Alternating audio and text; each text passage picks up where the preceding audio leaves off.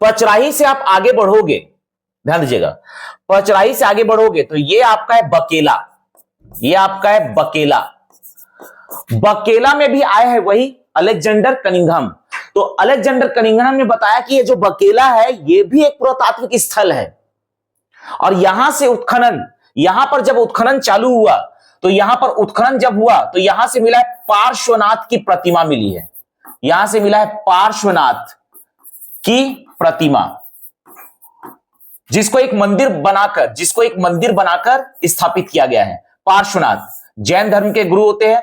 ऊपर यहां होता है शेषनाग, सर्प होता है, तो सर्प को ही देखकर पहचानते कि ये जैन धर्म के 23वें तीर्थंकर है।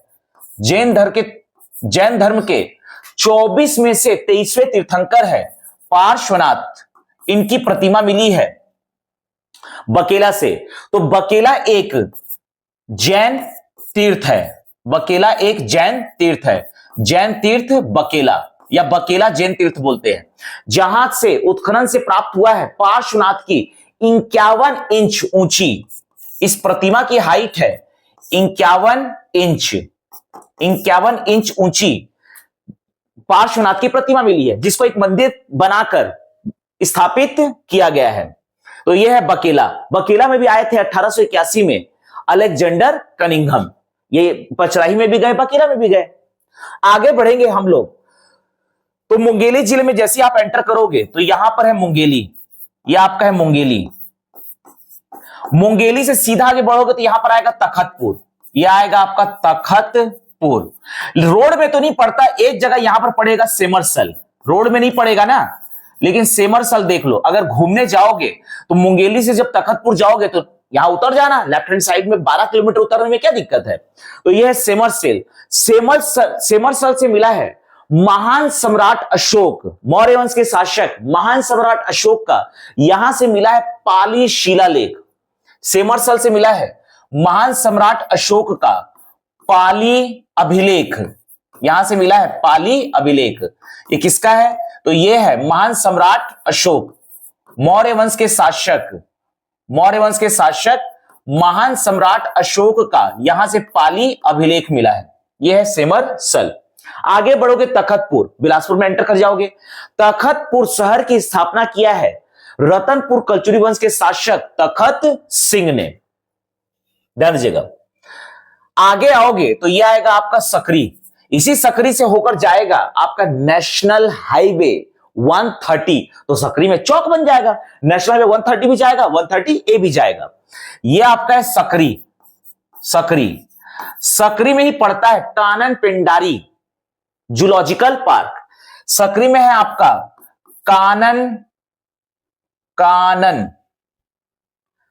सकरी में है कानन पेंडारी जूलॉजिकल पार्क मतलब चिड़ियाघर। सकरी में स्थित है कानन पेंडारी जूलॉजिकल पार्क मतलब चिड़ियाघर। बाघ, शेर, चीता, हिरन, जो देखना है, नीलगाय, सब यहां मिल जाएगा, मोर। सकरी से आगे बढ़ोगे तो यह आएगा आपका उसलापुर। सकरी से आगे आओगे तो यह आपका है उसलापुर। उसलापुर में है उसलापुर रेलवे स्टेशन। अब बिलासपुर एंटर कर जाओगे तो ये आप पहुंचोगे बिलासपुर। उसलापुर के बाद सीधा लग जाएगा बिलासपुर। बिलासपुर में जैसे एंटर करोगे तो पहले आएगा सरकंडा, बिलासपुर में ही पड़ता है, ये आपका है सरकंडा। सरकंडा में पकड़ना है south eastern coal field limited SECL, south eastern coal field limited SECL का यहां पर सरकंडा में हेडक्वार्टर। सरकंडा में है SECL, सरकंडा में है SECL, south eastern coal field limited. Sarkanda में है SECL का हेडक्वार्टर। SECL का काम है छत्तीसगढ़ से कोयले का उत्खनन करना। यह कोल इंडिया लिमिटेड के अंतर्गत आता है। कोल इंडिया लिमिटेड की एक ब्रांच है जिसका काम SECL, जिसका काम है मध्य प्रदेश और छत्तीसगढ़ में कोयले का उत्खनन करना। SECL की स्थापना हुई है 1987 में और इसका हेडक्वार्टर है सरकंडा, बिलासपुर का सरकंडा, ध्यान दीजिएगा। सरकंडा से आगे बढ़ोगे तो यह आएगा आपका बिलासपुर में ही पड़ेगा राजकिशोर नगर, रोड में ही पड़ेगा राजकिशोर नगर। आगे बढ़ोगे तो यह आएगा आपका मोपका, यह आएगा आपका मोपका।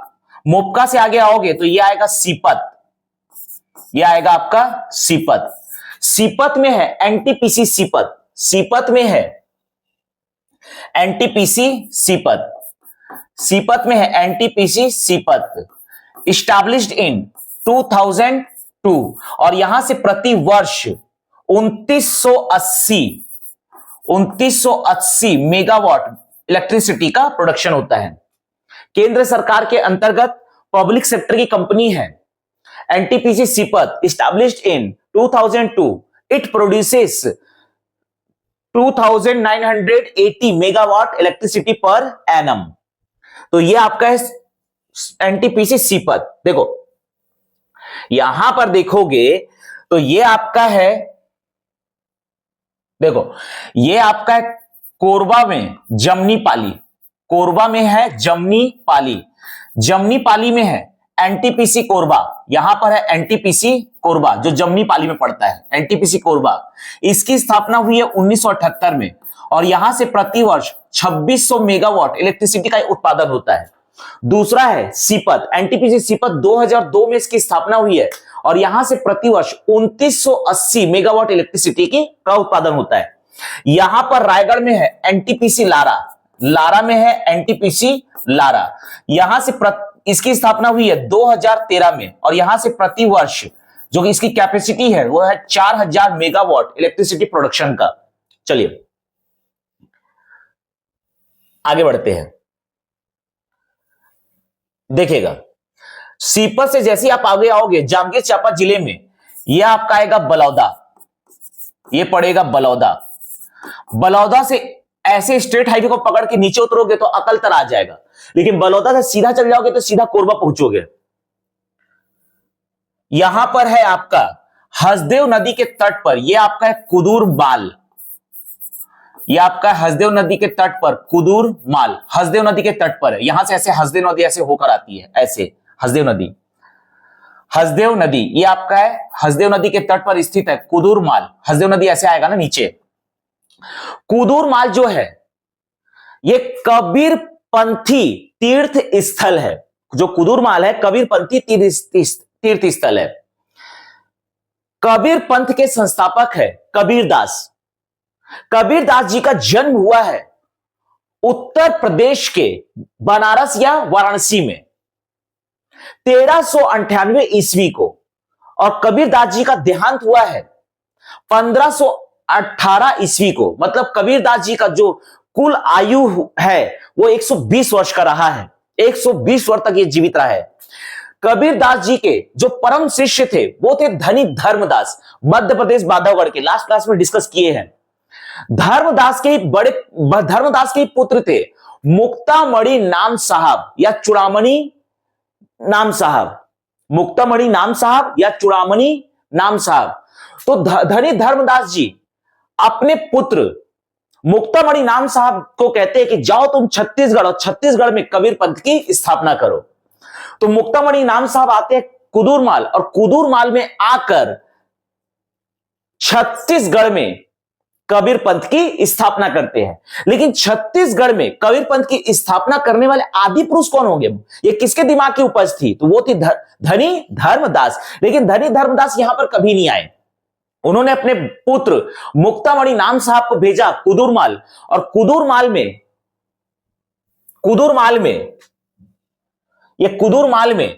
मुक्तामणि नाम साहब जी के द्वारा कुदूरमाल में मुक्तामणि नाम साहब जी के द्वारा धर्मदास के पुत्र मुक्तामणि नाम साहेब के द्वारा छत्तीसगढ़ में कबीर पंथ की स्थापना की गई। छत्तीसगढ़ में कबीर पंथ के ये हुए हैं संस्थापक, ये हुए हैं संस्थापक मुक्तामणि नाम साहब। इन्हीं का ही दूसरा नाम है चूड़ामणि नाम साहेब या सिर्फ साहेब, ध्यान दीजिएगा। कुदूरमाल में देखिए ये जो मुक्तामणि नाम साहब है इनकी समाधि भी कुदूरमाल में है। तो यहां पर कुदूरमाल में 3 कबीरपंथी धर्म गुरुओं के या कबीरपंथी गुरुओं की समाधि है। यहां पर कुदूरमाल में कबीर पंथ के कुदूरमाल में कबीर पंथ के 3 गुरुओं की समाधि है। 3 गुरुओं की समाधि है। आप जाओगे तो कुदूरमाल में आपको 3 समाधि मिलेगा। एक हॉल है, हॉल में 3 समाधि बना हुआ है। 3 समाधि बना हुआ है। ये पहला समाधि हॉल के अंदर ऐसे यहां से एंटर करोगे तो पहला समाधि दिखता है, ये दूसरा समाधि और ये तीसरा समाधि। कुदूरमाल में कबीर पंथ के 3 धर्म गुरुओं की समाधि है और इसको राज्य संरक्षित स्मारकों की सूची में शामिल किया गया है। ये कबीर पंथ के 3 धर्म गुरुओं की जो समाधि है कुदूरमाल में, इसे छत्तीसगढ़ के राज्य संरक्षित स्मारकों की सूची में शामिल किया गया है। अगर इधर से देखते हैं राइट हैंड साइड से, तो ये वाली जो समाधि है ये है छत्तीसगढ़ में कबीर पंथ के संस्थापक मुक्तामणि नाम साहेब की। मुक्तामणि नाम साहेब की समाधि है ये वाला। इधर से आते हो तो ये पहला वाला। दूसरा मतलब बीचों बीच जो समाधि है ये है मुक्तामणि नाम साहब के पोते जो तीसरे वंशगुरु होते हैं। पहले वंशगुरु कहलाएंगे मुक्तामणि नाम साहब, कबीर पंथ के पहले वंशगुरु मुक्तामणि नाम साहब। तीसरे वंशगुरु होते हैं आपके कुलपति नाम साहेब। तीसरे होते हैं कुलपति नाम साहेब। मुक्तामणि नाम साहेब के एक शिष्य होते हैं, वो धर्म गुरु वंश गुरु नहीं है, मतलब कबीर पंथ के वंश गुरु नहीं होते। मुक्तामणि नाम साहेब के एक अनुयायी होते हैं। इनके एक अनुयायी होते हैं, अनुयायी मतलब इनका एक शिष्य, वो होते हैं अलीदास